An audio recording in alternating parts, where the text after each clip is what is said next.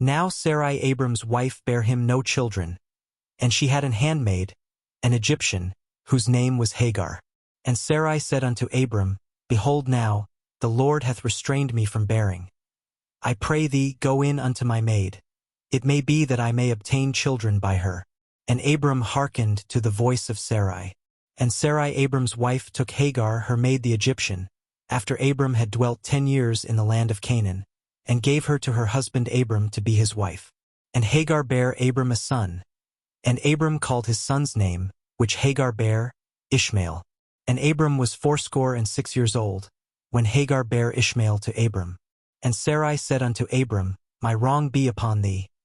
I have given my maid into thy bosom. And when she saw that she had conceived, I was despised in her eyes.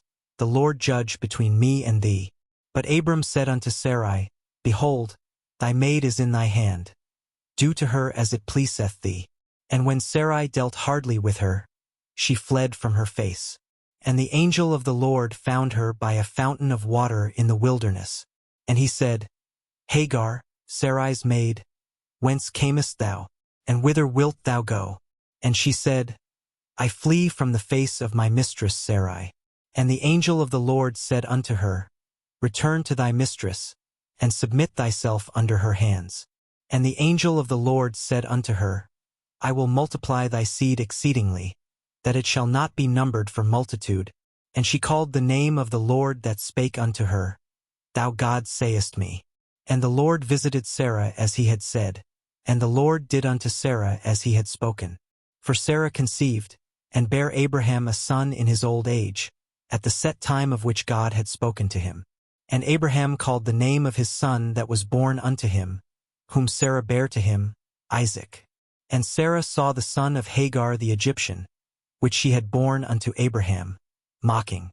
Wherefore she said unto Abraham, Cast out this bondwoman and her son. For the son of this bondwoman shall not be heir with my son, even with Isaac. And the thing was very grievous in Abraham's sight because of his son. And God said unto Abraham, Let it not be grievous in thy sight because of the lad, and because of thy bondwoman. In all that Sarah hath said unto thee, hearken unto her voice. For in Isaac shall thy seed be called. And also of the son of the bondwoman will I make a nation, because he is thy seed. And Abraham rose up early in the morning, and took bread, and a bottle of water, and gave it unto Hagar, putting it on her shoulder and the child, and sent her away. And she departed, and wandered in the wilderness of Beersheba. And God heard the voice of the lad. And the angel of God called to Hagar out of heaven, and said unto her, What aileth thee, Hagar? Fear not, for God hath heard the voice of the lad where he is.